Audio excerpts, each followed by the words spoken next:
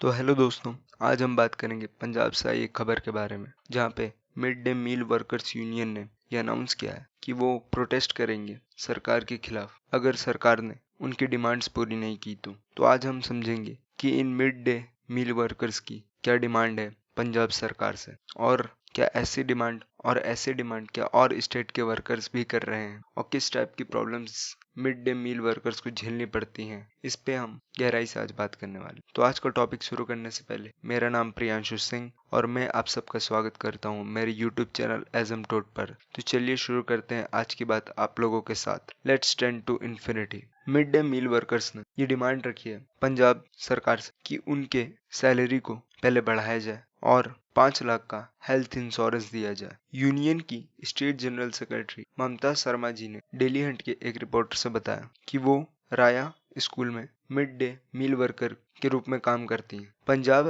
Assembly election से पहले आम आदमी पार्टी ने ये प्रॉमिस किया था मिड डे मील वर्कर से कि वो लोग इनकी सैलरी बढ़ाकर 7,000 तक करेंगे और उन्हें लगभग 5 लाख का हेल्थ इंश्योरेंस भी प्रोवाइड करेंगे। पर पंजाब इलेक्शन को हुए साल भर से ज्यादा हो चुके हैं और अभी तक आम आदमी पार्टी ने इस पे कोई भी, इन वर्कर्स की प्रॉब्लम ये है कि पहले से ही इनके वेजेस बहुत कम है, ऊपर से अगर ये छुट्टी लेते हैं तो इन्हें अपनी जगह किसी और वर्कर को रखना पड़ता है और वो वर्कर इन लोगों से 200 से 300 रुपए पर डे के हिसाब से डिमांड करता है, पर इनकी दिहाड़ी सिर्फ 100 रुपए है। तो इस हिसाब से वो कैसे 200-300 रुपए पर डे के हिसाब से किसी और मजदूर के लिए मैनेज कर पाएंगे। यही बात 2 महीने पहले एजुकेशन मिनिस्टर हरजोत बैंस के सामने इन यूनियन वर्कर्स ने उठाया था, पर 2 महीने बीतने के बावजूद अभी तक किसी भी प्रकार का कोई भी कदम नहीं उठाया गया है इस मामले पे राज्य सरकार द्वारा। इस मुद्दे पर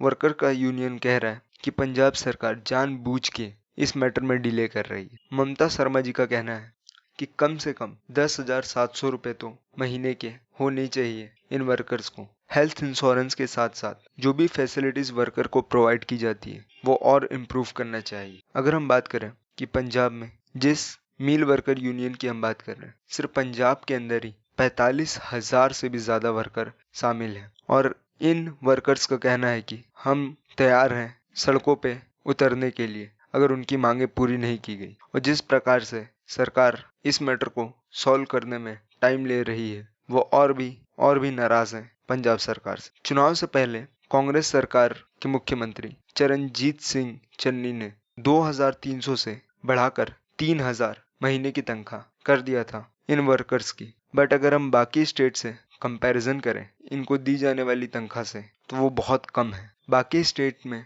इनको क्या तनख्वाह दी जाती है और बाकी स्टेट में क्या प्रॉब्लम्स झेलना पड़ता है इन वर्कर्स को, इससे पहले हम समझ लेते हैं मिड डे मील प्रोग्राम के बारे में। ये प्रोग्राम गवर्नमेंट के द्वारा स्कूलों में इक्वालिटी को इंश्योर करने के लिए लाया गया था। इस प्रोग्राम के अंदर स्कूल में पढ़ने वाले बच्चों को फ्री मील यानी निःशुल्क भोजन देने के प्रावधान था। अगर हम इस स्कीम की हिस्ट्री की बात करें तो ये स्कीम तमिलनाडु में स्टार्ट की गई थी 1956 में, जब वहाँ कांग्रेस की सरकार थी और मुख्यमंत्री थे द किंग मेकर के कामराज को तो आप सब जानते ही होंगे। इनकी और इंदिरा गांधी की अनबन की कहानियां सभी ने सुन रखी है। पर हम लौट के आते हैं मुद्दे पे कि तमिलनाडु से पूरे देश भर में कैसे फैली। तो 2001 में सुप्रीम कोर्ट ने हर एक स्टेट गवर्नमेंट को से ये कहा कि उन्हें ये स्कीम को अपने अपने स्टेट में लागू करना अनिवार्य है। उसके बाद हर स्टेट सेंट्रल की हेल्प से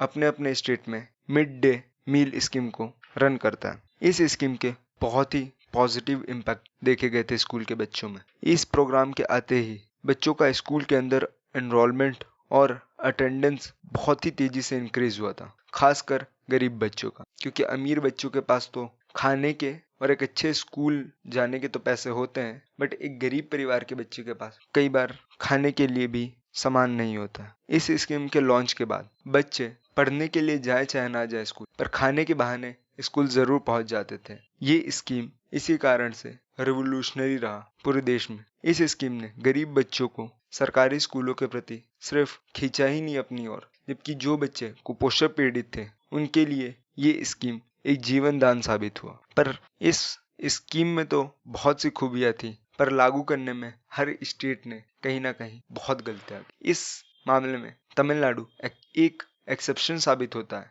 क्योंकि एक स्ट्रॉन्ग फंडामेंटल्स होने के कारण वो स्टेट सबसे अलग और सबसे बेहतर परफॉर्मेंस देने में कामयाब रहा। पर उसके अलावा बाकी सारे स्टेट इस स्कीम को सही से लागू करने में विफल होते दिखे। अभी 2 महीने पहले की ही बात है, अगस्त के टाइम मध्य प्रदेश से एक खबर आई थी कि लाखों बच्चों को मिड डे मील नहीं मिल सका, क्योंकि 10 लाख वुमेन वर्कर्स जो मिड डे मील में काम करते थे वो स्ट्राइक पे थे। और उन्होंने स्ट्राइक के जाने का कारण ये बताया कि गवर्नमेंट उनको उतना पे नहीं कर रही जितना उन्हें करना चाहिए। 60% ही उन्हें पे किया जा रहा है, सिर्फ उन्हें ही कम पे नहीं किया जा रहा है, जबकि फूड के लिए जो पैसे आते हैं उसका सिर्फ 60% ही स्कूलों तक पहुंचता है। बाकी 40% स्कूल अथॉरिटी को खुद इकट्ठा करना पड़ता है, जो एक दिन करने के लिए तो चल जाता है, बट अगर कंटिन्यूसली ऐसा हो तो सरकार की फेलियर साफ देखी जाती है। मिड डे मील स्कीम के अंदर लगभग 2 करोड़ बच्चों को पूरे मध्य प्रदेश में भोजन दिया जाता है। इससे आप साफ समझ सकते हैं कि कितनी लापरवाही हुई है सरकार द्वारा। और ऐसा नहीं है कि सिर्फ मध्य प्रदेश में ही ये हो रहा हो। अगर हम आज से 6-7 महीने पहले जाए तो अप्रैल के टाइम हरियाणा में लगातार 6 महीने तक मिड डे मील वर्कर्स को पैसे ना देने के कारण वो लोग स्ट्राइक पे चले गए थे। पूरे हरियाणा में लगभग 30,000 के करीब मिड डे मील वर्कर्स काम करते हैं, जिन्हें महीने के हिसाब से सिर्फ 7,000 रुपए पे किए जाते, और वो भी लगातार 6 महीने तक ना मिलने के कारण उन्हें स्ट्राइक पे जाना पड़ा। आप समझ सकते हैं एक गरीब फैमिली में 7,000 रुपए कितने मायने रखते, और 6 महीने लगातार 6 महीने अगर उन्हें वो पैसे ना मिले तो उनके लिए अपने भोजन की भी व्यवस्था कर पाना कितना मुश्किल हो रहा होगा। और ऐसा नहीं है कि ऐसी लापरवाहियां हरियाणा मध्य प्रदेश में ही हो रही है। अगर हम नॉर्थ ईस्ट में भी जाएं, बात करें मेघालय की, तो वहां पे भी मिड डे मील वर्कर्स द्वारा प्रोटेस्ट किए गए थे, क्योंकि उन्हें उनकी सैलरी प्रोवाइड नहीं की जा रही थी, और उनकी सैलरी बाकी स्टेट के मुकाबले बहुत ही कम है। जहां हरियाणा जैसे स्टेट में 7,000, वहीं मेघालय में सिर्फ 2,000 पे किए जाते, और अभी रिसेंटली ही उसे 1,000 से 2,000 इंक्रीज किया गया है करंट गवर्नमेंट द्वारा। और ऐसा नहीं है कि सिर्फ नॉर्थ इंडिया या नॉर्थ ईस्ट साइड ही ये प्रॉब्लम हो। अगर हम साउथ में तेलंगाना साइड जाए तो सेम टाइप की प्रॉब्लम देखी जा सकती है, जहां पे 2022 में तेलंगाना के मिड डे मील वर्कर्स की तनख्वाह 1,000 से बढ़ा के 3,000 की गई थी। पर ग्राउंड रियलिटी ये थी कि इस ऑर्डर के बाद भी उनके हाथ में सिर्फ 1,000 थमाए जाते थे। जहां पे अगर हम तेलंगाना की बात करें, तेलंगाना में लगभग 54,000 से भी ज्यादा workers mid day meal scheme के अंतर्गत काम करते हैं, और इसी कारण की वजह से उनका प्रोटेस्ट करना बहुत ही मुसीबत भरा था तेलंगाना सरकार के लिए। पर प्रॉब्लम सिर्फ ये नहीं है, प्रॉब्लम यहाँ ये भी आती है कि अगर एक बच्चे के लिए एक टाइम के भोजन की बात करें तो 15 रुपए पड़ते हैं, पर सरकार द्वारा उन्हें सिर्फ 5.5 रुपए ही दिए जाते थे, और ये सिलसिला 9 महीने तक लगातार ही चलता रहा। और ये इसलिए होता था क्योंकि स्टेट और सेंट्रल गवर्नमेंट एक दूसरे के ऊपर कीचड़ उछालते थे इस मुद्दे को लेके। और इस टसल के बीच में अगर किसी को परेशानी होती थी, कोई पिसता था, तो वो मासूम बच्चे थे जो अपनी जीवन की लड़ाई लड़ रहे थे। इस चीज को देख के मुझे कबीर दास की एक दोहा याद आ रहा है, जहाँ पे कबीर दास ने कहा है, चलती चक्की देख के दिया कबीरा रोए, 2 पाटन के बीच में साबुत बचा ना कोई। इस सिचुएशन में ये दोहा फिट बैठता है। और ऐसा नहीं है कि यही एक प्रॉब्लम है, हर स्टेट अपने हिसाब से हर छोटी से बड़ी चीज इस स्कीम के अंतर्गत तय करता है। जैसे जहाँ पे तेलंगाना में हर एक बच्चे को ऑफिशियली 15 रुपए का मील प्रोवाइड किया जाया जाता है, वहीं यूपी में ये घट के सिर्फ 5 रुपए हो जाता है। जबकि अगर हम फंड्स की बात करें